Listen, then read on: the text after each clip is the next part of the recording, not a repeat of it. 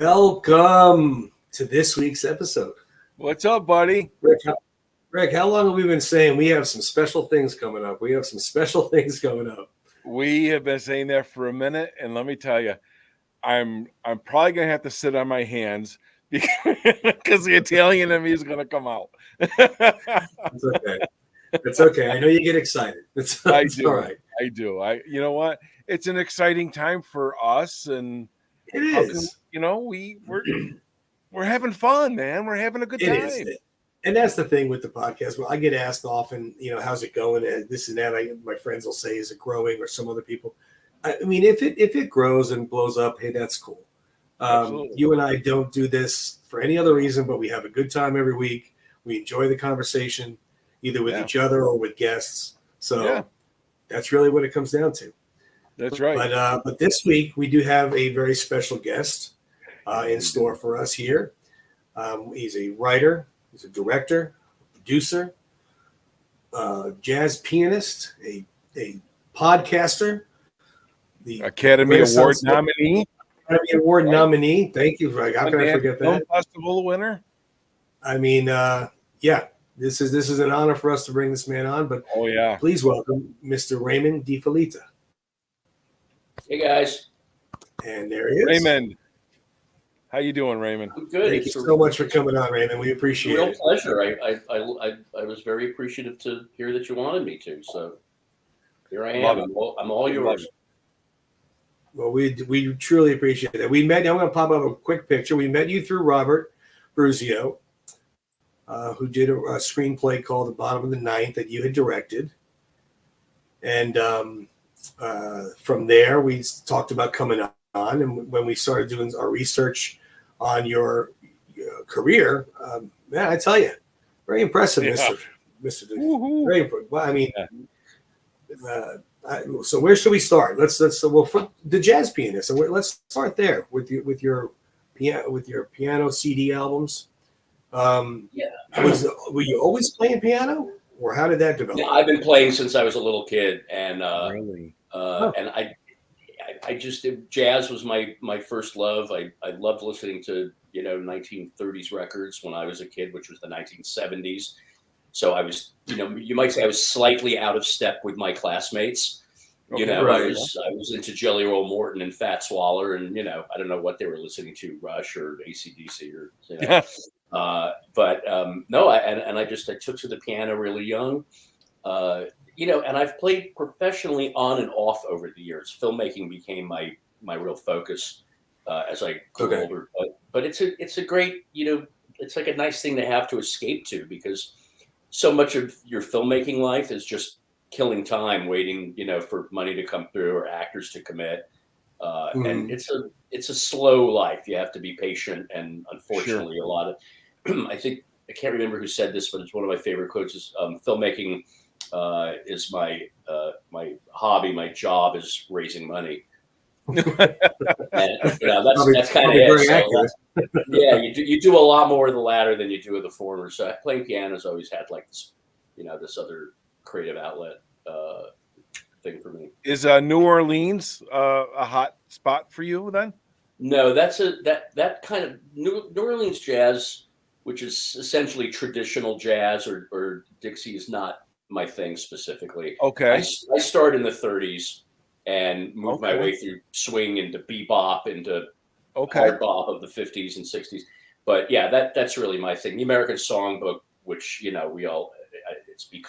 it's really heartening to see how it's lasted, and been revived by newer and younger players and singers. But that's the basis of everything I love is Gershwin, Porter, Jerome Kern, Harold Arlen, and playing jazz on top of those songs.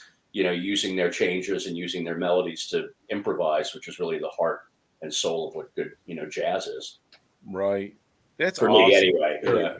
Unfortunately, what I've noticed is that jazz has a bad rap. I don't know exactly when this happened, but it's the least popular music that you can download.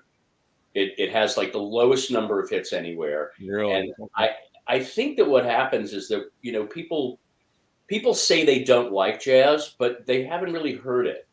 They've heard something that they think, or someone said, like they've either heard free jazz, which is like when trumpets and saxes and drums are just wailing all over each other, or they've heard something like Kenny G, which isn't jazz at all, but sometimes gets, you know, mixed into it. Yeah, it was like the 90s. So they haven't really heard. Whenever people say I don't like jazz, I always say, well, have you listened to Lester Young or Billie Holiday or Art Tatum? No, never heard of them. Oh, try that for before you say you don't like it, because that's what it really is. But it's fallen out of the cultural mainstream. You know, the people who love it and the people who play it still are devoted to it. But I have a theory that you know, there was a couple of 100 years where they didn't put on Shakespeare's plays. Shakespeare was not really, he was more or less in eclipse for a couple of 100 years, if you believe it, you know.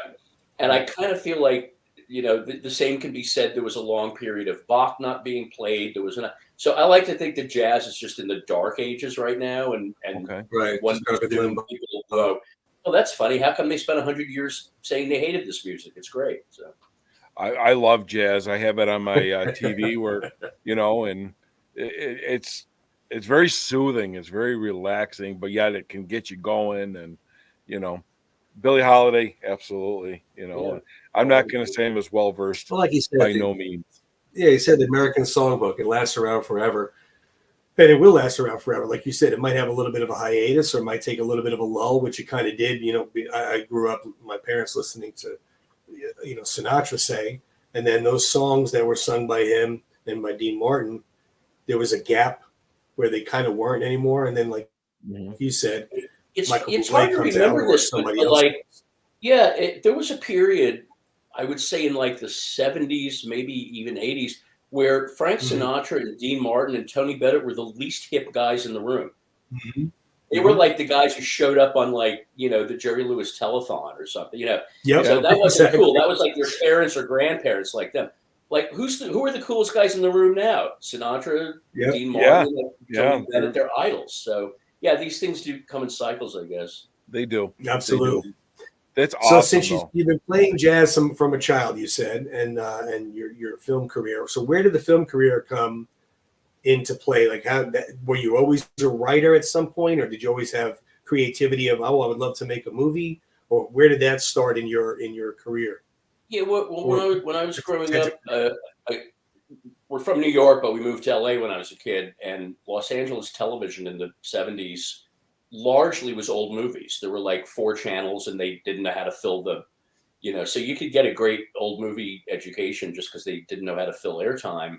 Of course, they were chopped up with commercials and stuff, but I became, just like I loved old jazz, I loved old movies. And remember the summer Star Wars came out. I think I went with some friends, and I didn't get it. I just wanted to be home watching, like, you know, Laurel and Hardy, or, you know, or screwball comedies from the 30s. So this was always my problem. I was always out of step in our culture when I was growing up. I should have listened to my taste then and just not gone to the movie business at all. I'd probably be a lot happier and richer. But but anyway, no, I loved that, and my dad got me a Super 8 camera, which was, you know, the iPhone. And I started making movies with my friends, and I just took to it. I loved the process.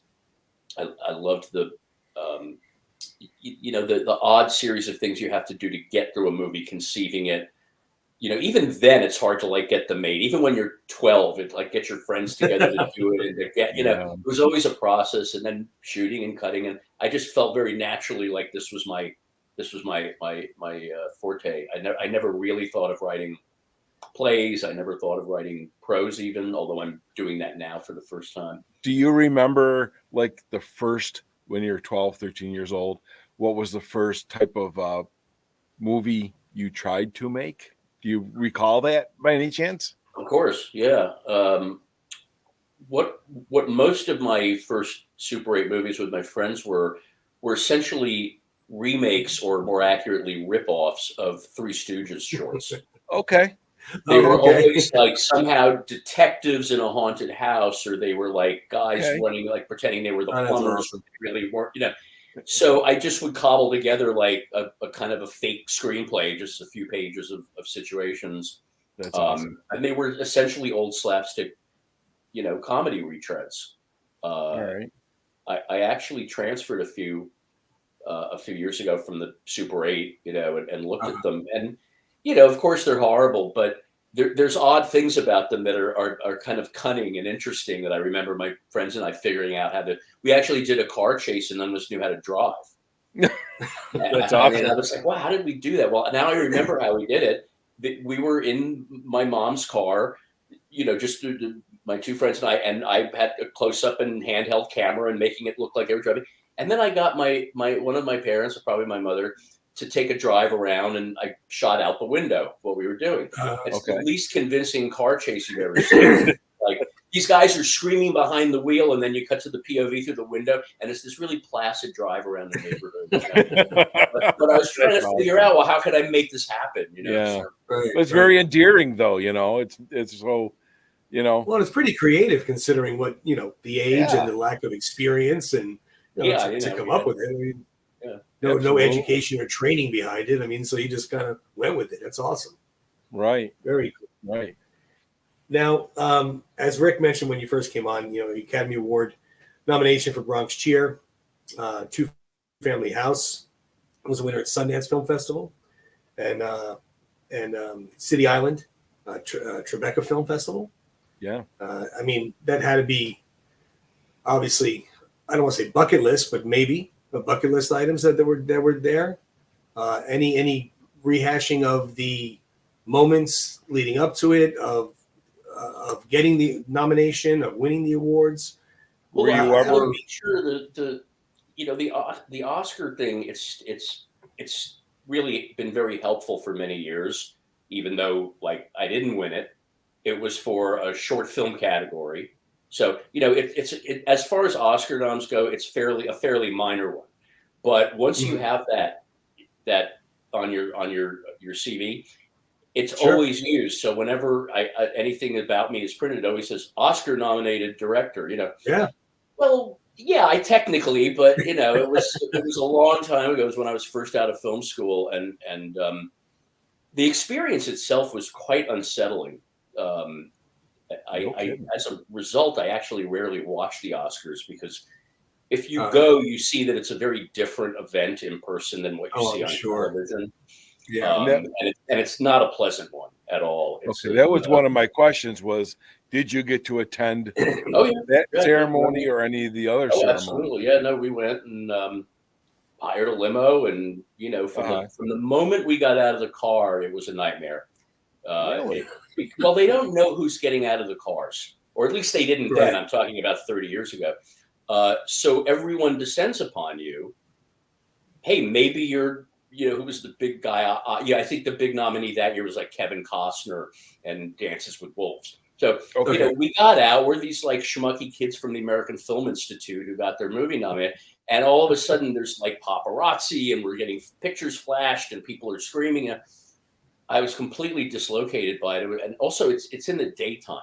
So everyone's in these clothes and these get-ups, and it's LA, so it's really hot and nasty and sunny, and people are screaming at you, And then what happens was, as you can imagine, if you think about it this way, it becomes a very unpleasant room, because as the ceremony goes on, 4 out of 5 people lose in every category. Sure. And it doesn't matter how much that the chances are you're 1 in 5 you're not going to make it. It's still really dispiriting, because you're sitting there and you're all right, I lost. So the room takes on this really weird energy. It just becomes a room full of people who are feeling increasingly sort of sullen. Okay. They then start to leave, because it's you don't want to sit there, and the Academy knows this is going to happen. So they have what they call sit-ins, which are stand-ins. They're waiting to rush into your seat and sit there because they don't want the TV audience to see that people are leaving and that the auditorium's getting empty. Everyone goes to the bar. Well, so you have a bunch of people who are pissed off at the bar. The whole thing is a really weird evening. And then at the end, they have a ball for everyone gets to be invited. And again, it's just a lot of, so the year I was there, Francis Coppola was nominated for Godfather 3. Okay. And I think the movie won no Oscars at all. Mhm. And this is a hero, you know. I had to go say hi to Francis Coppola, and he was pissed. He didn't want to say hi. He didn't want to talk to anyone. He was just a very angry man that night. And I just Right. went home feeling like, all right, this was a complete bust. We didn't win, and Francis Coppola didn't want to like say hi to me. So Tony, that brings us. It kind of reminds me of the perspective we were talking about in the view from Cobra Kai, from Daniel's perspective, you know, and Yeah. Johnny's Yeah, perspective. but you don't know until you talk and hear it. You don't know. Yeah. You like you just said, Raymond. You see it all on TV. You see that the winners and stuff, the losers are clapping and Everybody looks congratulatory. happy. But you don't see that other part of it unless you're there. Yeah. hey, that look how perspective, happy look how happy Will Smith was, right? Yeah. Oh, you want to go down that rabbit hole? Oh, that's funny. So, as we were mentioning earlier, you do wear a lot of hats. Does one like with I know we know that you were screenwriter for excuse me, City Island and for Two Family House. Well, yeah, and director and writer, yeah. So I mean that's a lot of hats to wear. Do you have juggling internal fighting with you sometimes? Like I want to change this line, and as a director, maybe no, or is it wearing that many hats comfortable because I get to control all of it? Enlighten us about that. Actually, I actually find it easier if you do everything. In a way, because it's the writer in me knows that I have to give it up and let the actors kind of come in and make it theirs, and the director in me is happy to see that happening. Mm-hmm. I've taken a couple of producing credits. I've never produced a film all by myself. I've had good producers, but the truth is I am producing also. One way or another, I'm helping cast the film and get actors involved, and usually I'm trying to find financing. Bottom of the Ninth is an exception. I was hired onto that. It was already financed and already cast. Okay. So a couple of times I've been fortunate to just get the call and say, hey, we've already done all this work. We're looking for a director. That happened with the Madoff miniseries also, which was all, it was a green light at ABC to do it, and I was hired onto it. But no, usually I am kind of producing along with everyone. So it feels to me, hey, listen, it's a little bit like making my 8mm Three Stooge remakes. It's got to be all running off my energy from the beginning. Sure. And so it's really not that, for whatever reason, that makes it simpler to me than if I just am doing one job. So being a writer, being with the writing process, if you're writing something down and like you just addressed the fact that you got to let your actors kind of take it in a direction they want to go, is there any internal conflict? Like, I really wanted it to be this way, but I see that they're going that way. You just got to kind of let it go.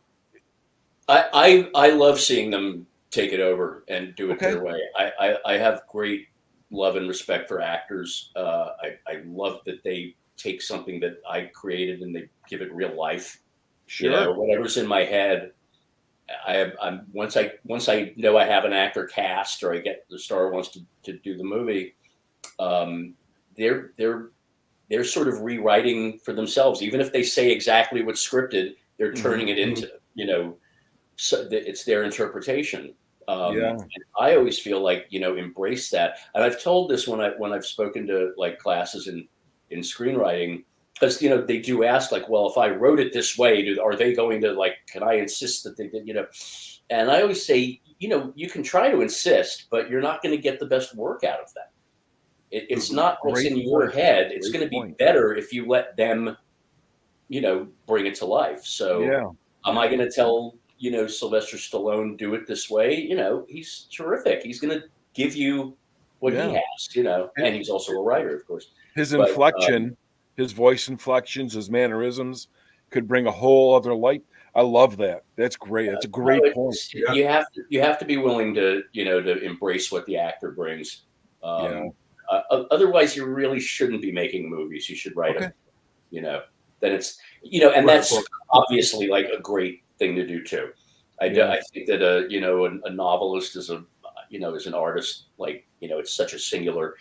You're reading when you read a novel, you're literally going from that writer's head is going right into your head, and there's Mhm. nothing in between you and the Yes. writer, and that's amazing. But that's if you don't want actors to translate that, then you shouldn't be making movies. Right. Right. And you've And that's worked been with shown some big several ones. times with other. I'm sorry, Rick. Go ahead. What was that? Oh, I apologize. I was just going to say you've worked with some pretty big name actors over your career.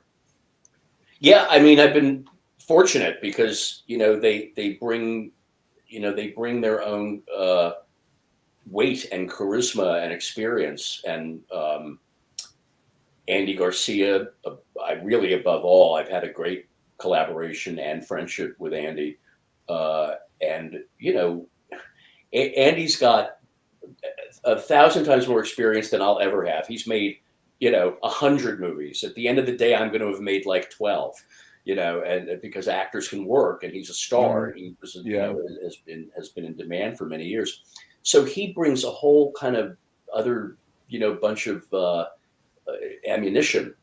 Sure. He can figure things out. He can pull out ideas. He can kind of reference things that he knows will work because he's done it. Yeah. At the same time, extremely receptive to like wanting to collaborate. Not, he respects the writer a Mhm. lot. I had a very similar experience with Richard Dreyfuss, who Okay. I directed in Madoff. This man has done so much work and such yeah. great work. He's going to come out with 10 different ideas for you, and they're all great. Sure. You don't know which one is going to be, but that's so much, again, it like on the one hand, it makes my job easier, but it also is just really inspiring. So it's to Sure. work with That's actors and amazing. actresses who have that, that arsenal of tricks Yeah. and experience and, and stuff. It's great. That's amazing. I Now, have Andy one Garcia has follow-up. directed before. And yeah, Go ahead, Rick. Oh, I just had one follow-up question to that question. I'm sorry, Tony. I don't mean to step. No, go ahead. You're The good. brain's just going. This is a question that Tony and I have discussed on many of our other podcasts as well. Is when you get up into the upper echelon of where you guys are, we've always wondered, like, geez, do you guys keep in contact with each other? Like, how like Tony and I will talk, but sometimes you don't see these actors, directors, producers, whatever, these big name stars as yourself and whatever. I guess sometimes you don't see them as normal. So you're like, do you keep contact with them? Or is it just, we've heard that a lot of these stars, they'll do a movie or shoot or whatever, and then they never talk or see each other again. well, it depends if you get along. Okay. That doesn't always happen. Although I've never really had that issue. That's good. It's interesting with actor relationships. As close as you are when you're working together, it sometimes doesn't translate afterwards. Okay. I've heard that. And it's not because you don't like each other. It's that the intimacy of working with each other is really intense. Mm-hmm. That doesn't always translate to social intimacy. Having said that, there's the actor relationships that are the most important to me, which are like Michael Rispoli, Andy, Frank Whaley, who I've worked with several times, who I'm working on something else with now, Richard Dreyfuss. Okay. If we fall out of touch for months, Mhm. we're gonna, like, if I call or text or whatever, we're right back in touch, and we're right back Okay. with But it depends. Also, they go away and work more. Like I said, Yeah. I'm sitting around Sure. forever trying to raise money, and they've made like 9 movies between. Yeah. So, Well, thank you for answering that, because you answered it much better than I asked it. So, but you definitely got my answer. The point across was, That's I my think it's job. almost just like So, any career. You work with if it's an office building, you work within your office. Some people you get along with. You leave that office, you go somewhere else. You may still stay in touch with some of those people, and some of them you won't. It's Right. probably just like Yeah. anything else like that. But where did we hear Now- that though, now Tony? We heard that like with Rocky, or in the making of the Rocky or something. It was like you're working side by side every day, but then you would think that they're like the best friends, is what's portrayed on the screen, big or small, but yet they're like, I don't know who this person is because we're just talking lines to each other. Yeah, That's where they that just whole came to do a thought job process and- came from. Yeah, Yeah. You know, not not every movie shoot is a pleasant experience. okay. They're very tense. There's a lot of personality. There's a lot of money and tension. So, and you can't tell by watching a movie whether it was a good experience or not, Yeah, because you're right. there are Sure. a lot of excellent movies that it turns out were terrible shoots, Mm. and the other way too. There's like a Okay. lot of movies that are pretty dumb, and it turns out they all had a lot of fun making it. Okay. So you can't really tell, and it just depends, you know, and it kind of doesn't matter ultimately. Yeah. But you do have to kind of gird yourself when you go into a movie. It's a pressure cooker, and they're not all fun. Some of them you kind of wake up in the morning and go, "Really? This is what I've been trying to do for the last 5 years. I got to go there again." You know. Oh, wow. Well, thank you That's for addressing classic. that. Well, he did build a relationship with one gentleman that we wanted to talk about, and you seem to have had a long relationship with this person, who unfortunately is no longer with us. But Mr. Burt Young, who you worked with and then befriended, and I'm toasting Bird as we talk became very close to him, from what we were told. There you go. Please do. So I would love to discuss the obviously the. Please, by all means. Bert and I was always really fascinated by him as an actor, because I didn't know a lot about him, but I knew that he was both a great actor and really not an actor at all. He came from a very different background. He didn't become an actor until he was almost 40. He essentially was one of those actors that played himself. You know, he had technique, but that's not what what he traded on really. He had great emotion and great pain. So he really, on some level, he played himself a lot. And I was always interested in him, and obviously the Rocky movies, but I saw him in The Gambler, which was amazing. Once Upon a Time in America. And I always wanted to meet him, and he was kind of a mysterious figure. And when I was making Rob the Mob, I had this part that I thought he might be interested in, and the casting director, Georgianne Walken, said, "Oh, you know, Bert, you'd love him, but it's impossible to even get him on the phone. It's really a whole process. And I can try. He's very mysterious. He lives in Long Island, but you have to call like the local restaurant where he hangs out, and then they'll give you a message, and then you might hear from him or not. And there's no agent. There's no. Yeah, it was like really getting in touch with like someone in hiding. That's great. And I did, and we eventually went and met him, and he was very cagey. He kind of put on this act when I met him that it seemed like he had like dementia. He sort of acted like he didn't know why I was there or what I was talking about. And I was a little iffy. I was like, geez, maybe this isn't going to work. This guy might just not be all Right. there. And then after about 20 minutes of this, he said, well, let's go to lunch. And he became a completely different person. He became, he was this other guy. And I realized later, I actually asked him about him. I said, did you do that? Were you kind of screwing with me for some reason? And he said, yeah. He said, I wanted to see if I liked you. Because if I didn't like you, you would leave. You'd say, oh, this guy's out of his mind. Right. He said, but I decided I liked you. So I said, let's go to lunch and I'll be. Oh my God. That's so awesome. And that's Barry Burr. He was a guy who spoke and thought in puzzles. Yeah. Oh, it's hysterical. Now, Rob, that was what, 10 years ago, Rob the Mob? 10, 11 years ago. Yeah. And and that was the first time you worked with him? Yeah. And I only had him for a day on that movie. It's a small part, but it was very important. but we stayed in touch and became friends. And I said, I want to make a documentary about you because, again, a very mysterious life and very colorful. And he said, okay. And we started shooting. And now I'm going to talk in puzzles a little bit because it's a complicated subject. There were a couple of very, very significant things in his life that he would talk about privately, but that he was torn about talking about in front of the camera. He wanted to on some level, and then he didn't want to.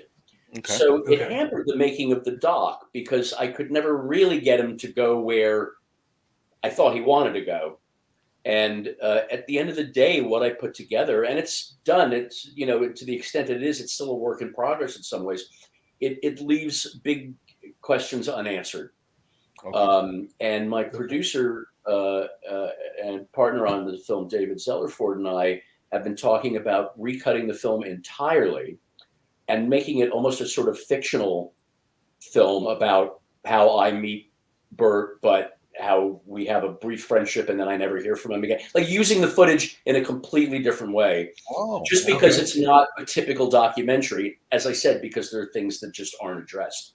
And I honor that. I would, just because he's no longer with us, I wouldn't dream of betraying him. And, you know, if he doesn't want to talk about it, it's, you know, it's fine. I'm friends with his daughter and her husband. I would never want their family to, you know, to have something out there that Burt wouldn't want.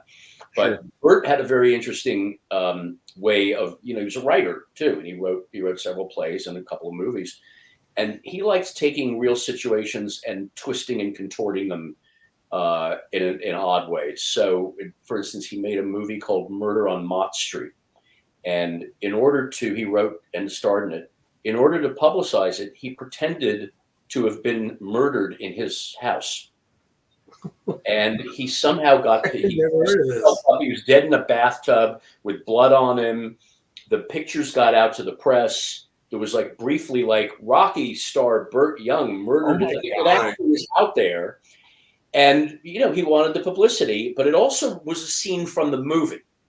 So this was in Burt's head. He was always, like I say, always in puzzles or whatever. So when I started rethinking what I might do with all this footage, I said, well, what would Burt do? Like, what would Burt find amusing? There you go. Yeah. So that's what I thought, like, oh, this would be sort of a funny idea because he'd get it. You know, he'd say, yeah, you told a little story, a little fable about you and me. That's wicked. I never heard of that when he did that. No. Yeah, that's hysterical. I could see that on the National Enquirer or something. Oh yeah, he fooled people. He fooled people for a couple of days. Yeah. But then you had the pleasure with being with him again on Bottom of the Ninth. Yeah. So Robert Bruzio, who wrote the screenplay, and I were both Burt friends. Burt and Robert knew each other long before I knew Burt or Robert. And from the minute like we started, we were going like, you know, what can we get for Burt? And it turns out Burt had actually Robert had spoken to him about that movie long before I was involved for a different role, for which he was, by the time the movie got made, Burt was just too old for that part. But we literally just developed, Robert and I went as kind of prep for the movie. We went to Florida to watch some Yankees spring training, which was fascinating. And we found that there was a guy there who was an old player, a workman-like player. You wouldn't really know who he was. And the team kept him around. He was sort of like the mascot. He was an old guy, and he never really had a life beyond baseball. Okay. So he was like their good luck charm. And he'd hang out and he'd tell stories and he'd help them do stuff. He'd suit up, you know, like he still had the uniform. And we went, what a great character. It's like the lifer who really, you're retired from sports early, but 30 years later, that's all he knows. That's all he wants. Still telling the story about the one hit. That was like that. Let's make Burt that guy. So, you know, yeah, we wrote a couple of scenes for Burt, and he did them. He was great, and it's very poignant because he's the old guy who they all love. But you know, what's he doing there? He's hanging out. You know, they make him feel special. And then it was perfect. We were shooting the third or fourth night I had him. We were at a very distant location at a ballpark, and there wasn't really any dialogue for Bert that day. And I got the assistant director came up to me, and she was really kind of shaken, and she's like, "You got to get on the phone. I've got Burt Youngs on the phone, and he's really, really pissed off." And I was like, "Whoa, what?" Yeah. So I go, "All right, well, let me talk to him." I go, "Burt, what's going on?" "Where the hell am I? Why am I driving out here for this crap? I don't have any lines. Why am I doing this?" But like, it was just, he was stuck in the car for 3 hours to go to a set where he had no lines. And Burt was a scary dude. He was, you didn't mess with him. Yeah. And I said, just to like calm down, I was like, "Don't worry, Burt, you do have lines. I have a whole scene in mind that hasn't been scripted for you." "Oh, okay. All right." So he comes out, and I had no idea. I was about to say, you pulled that one out of the air, didn't you? So he got there, and he goes, "So what do you got for me? What do you want? Why am I here?" And I remembered this movie. I know. Well, anyway, I remembered this from something else. It was a boxer who was an old guy, and sometimes he would like kind of go crazy and talk about like how he'd wasted his life. Like you could see he was sort of, just knocked out and messed up. And I said, "Burt, how about if like one night you realize your whole life in baseball has just been a waste, and you just crack up?" And he's like, "Wow, yeah, I could," and he goes, "Is it written?" And I said, "You're such a good writer. Why don't you write it?" Oh Like, my I God. completely so he had all day. I gave him my little room, my little trailer room. I said, "Just hang out in my room." And he wrote a monologue, and he did it. We shot it. It was the last thing we shot that night. It is such a moving piece, and it's going to be in my doc, but it didn't make it into the film. I was going to ask that because Yeah. Robert, when we Yeah. had Robert on, he spoke to that it never made the movie. And Tony and I were like, because we're both big Burt fans as well. And I'm like, boy, Yeah. we would love to see that, because those are some moments It where would have been great. It was a very his genius special moment, comes yeah. out, Well, also too, but Robert didn't tell us the part that Raymond just did that he wrote. No, by no, he did not He share that. didn't even mention about that Burt wrote it. So I would Yeah. love to No. hear it now that I know that Burt wrote it. Yeah. Yeah. That Well, sounds I will certainly, I'll find a way for you to see it. And I'm going to, the doc will appear one way or another in some form, and that will be in it, whether, no matter what it is, because it deserves to be seen. It should have been in the film. It shouldn't have been excised. Yeah. That's crazy. Oh, that would be good, fantastic. yeah. I would love to see that. Can I ask So you a question? Is it okay? Yeah. Ask me Okay. a question? I'm yours. Well, I want to ask Raymond a question real quick. On that is, on the producer director side, do you ever have a say in like your movies of what may get cut and what sticks? And how do you decide that? Because we've talked about that in many episodes as well. As let's just say with the Rocky franchise, you look at certain deleted scenes and you're like, boy, that looks like it would lend so much to the movie, but yet it didn't make it. How does a person go about deciding that? Because you look at it and you're like, oh my God, that could have really changed the direction. Made a difference. Do you have any say in or any input in that? Oh yeah. I mean, largely it's the director. Yeah. But not the final say. Not the final say. The money is the final say, and whoever's got the most power, invested is going to be the final voice. Gotcha. You have to do a lot of convincing and be seductive and when you're a director, to get people to do what you want. So I've argued for things that whoever the final has to really, I've had to argue for them, and sometimes I've won. Okay. In the case of the Burt scene, nope, I didn't win. I was overruled. Wow. But you also have to be tough on yourself. Mm-hmm. Sometimes things are really good and they just don't belong in the movie. Okay. And as the movie is edited, sometimes movies have a way of telling you what they want to be. Okay. So it may have looked good in the script. It may have even turned out to be a nice scene when you did it, but somehow when you watch the finished film, and that's a painful thing because you sometimes drop something, you go, I love that, but the movie is better off without it. It's just slowing it down, or it's just not, So That's that really happens. interesting. Really very interesting to hear that. Yeah. Because I would think that, like you said, if it's so important to the story, you'd want it in it. You'd even be willing to cut another scene. Well, let's get rid of this scene instead. I want this in.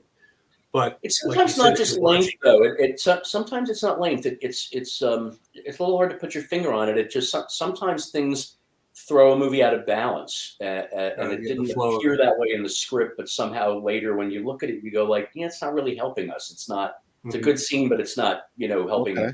pull. So it's mysterious. The whole process is a bit mysterious. The more I do it, the more the tougher I try to be on myself before we shoot, to go through the script and really, I say, like, what are the scenes that we're going to drop when we're cutting the first cut of the movie? Because there's always things that you just suddenly you're like, we don't need that. We don't need that. Like, why did I shoot it? So, I try to, but it doesn't matter how tough I am on myself. I'm still shooting things that, you're just come right out when you're editing. You're like, oh, we didn't need that connecting thing. We didn't need that, and when you're making movies on not big budgets, like I usually do, it's a painful waste of time because I could have spent that day, doing something else. Yeah. Yeah. That's tough. It's like picking choosing your favorite child, I guess. If you wrote it, directed, produced it, and you got to pick your favorite, you're like, oh my God, that's a tough call. Yeah. That's a tough call. Fortunately, I only have one child, so I don't have to. Okay. It wouldn't be that like that, though. Yeah. Yeah. But yeah, I have one child, and he's my favorite child. So. Okay, there you go. There you go. There you go. Fair enough. Fair enough. But we also found out Raymond has a podcast of his own. Yes. That he Very calls, interesting. Yeah, I know. Movies Till Dawn, which is awesome logo there, by the way. And I see on there when I was reading about what you did that you interviewed on your show Mel Brooks. Oh, Yeah. Legend. Yeah.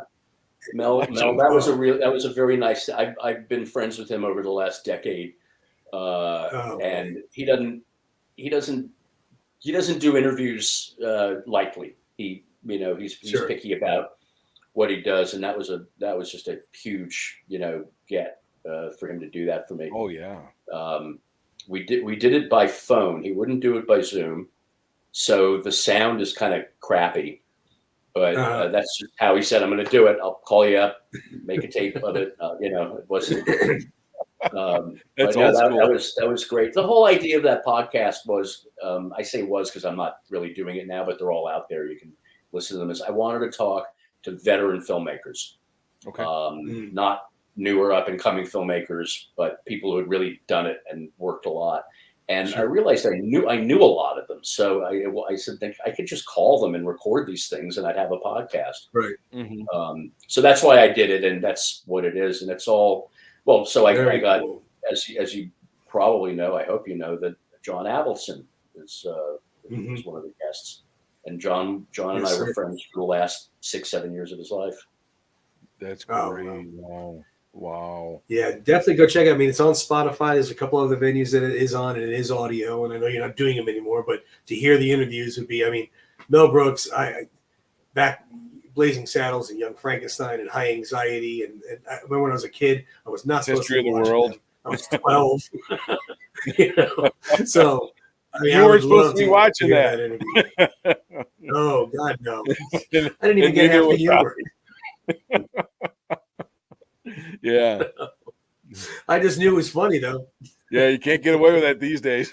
No, My goodness, what a career. Oh yeah. Oh, Yeah. Lord. It's a very different world. Yeah, It is a very we'll pass on absolutely true. Absolutely that. I'd true. rather a Mel Brooks world. I'm sorry. Thank you. Oh yeah. Just my 100%. But your 100%. Rocky centric focus, though, I would think the John Avildsen interview would be of more interest to you. But Oh, absolutely. Oh, no, absolutely. I mean, I love obviously the Rocky films. Without a And doubt. we actually, our last episode we just did was Karate Kid, which Alvinson did the three of them, all three of them. Yeah. So, yeah, I would love to hear that as well. But, it's just Peter Bogdanovich you had on there as well. I would, Yeah. love to hear that interview also. I mean, Very, these a very, aren't a very these aren't fly by night directors there. Oh, no, Peter's a wonderful interviewer. He's very charming and loved talking about old Hollywood. That interview is only about his journalist, life with old Hollywood. He doesn't talk about his movies Okay. because in real life, because I was very close with him, that's really what he wanted to talk about. He loved having known Cary Grant and Alfred Hitchcock and John Ford. They were really still his heroes, even when he was in his 70s. That's who he idolized and Sure. wanted to talk about. Yeah. So No, cool. Avildsen would definitely love to hear that interview, but you bring, the Mel Brooks into that. It's like, those are just two, faces on the Rushmore, you know, Yeah, pretty much. Yeah. Amazing Well, stuff. Raymond, we couldn't thank you enough for being on and sharing all Oh my these God. stories, talking to us about your career. I mean, you have done a lot, my friend. We are looking forward to your Burt Young documentary whenever and however it's going to come out. We'll be watching for it. One way or another, I'll send you the scene from Bottom of the Ninth. Oh my God. Yeah. We would appreciate that so much. Yeah. We'd love to see it. Yeah. This But is yeah, this thank has you. been a pleasure. Thank you. Thank you for having me. I appreciate Absolutely. giving me Absolutely. the floor. It's our pleasure. Thank you for joining us, taking the course. time out of your evening to do this. And boy, I don't know about you, Tony. I couldn't be happier. This was very exciting. I was very excited about doing this interview. I was really hoping that this would work too. So I'm glad it all technically worked and we got it all done. And but it was great having you on. It was a lot of fun, a lot of laughs, and great stories. Thank you again. Yes, love them. Take Great. care, Raymond. Thank you again, Tony. Thank you, Ricky. You too. Thank you. Oh, Well, that was about as entertaining as you could get. Tony, that I was could probably so talk much. to him for another hour. I know he wants. I know we could. I mean, I'm like, no, don't shut it off already. But I'm sure I know. he's probably got stuff to do, and people are probably tired of looking at me. I know we were creeping up on that 45-minute mark, and I knew that he wanted to get going. But no, what great stories and so much insight, and my goodness, how much he's accomplished. So we'll be looking forward to seeing more of his work. Hopefully, we'll get to see the Burt Young scene. And like we said, love those stories. I know. I know. That's why I could just sit here and let him talk. I don't even have to ask any questions. Just go. I mean, the Just questions talk. came to my mind, and when you finally get in somebody's ear, and these questions that have, been rattling around in our brains, and we've discussed a lot of those questions over many episodes. Oh yeah, we finally got somebody to ask, and you can get an answer. And it no longer becomes a question. It's like, okay, now I get it. Which I think is just very, very cool. Complete full circle. I loved it. Great guy. Love to have him on again. Absolutely. Well, like maybe when the Burt Young documentary comes out, maybe that's a great idea. That's a great idea. Obviously, it doesn't look like it's going to be coming out very soon, but he said it will come out in some way, shape, or form. So hopefully when that comes out, maybe he'll want to come on and talk about that. That'd be cool. Yes, but, Raymond. So we didn't go back on our word. It was one of the many surprises that are coming. But that's the first one that we talked about. Yep. So we hope you enjoyed it. We hope you enjoyed the interview. Go see his work. Go listen to his podcast. I'm going to listen to Avildsen tonight. So that's good stuff. Good stuff. But Raymond, other than that, thank you. Thank you, Raymond. Yeah. We'll see each other next week. Thanks everybody for watching. Appreciate it. Hope you enjoyed it. And have a good night.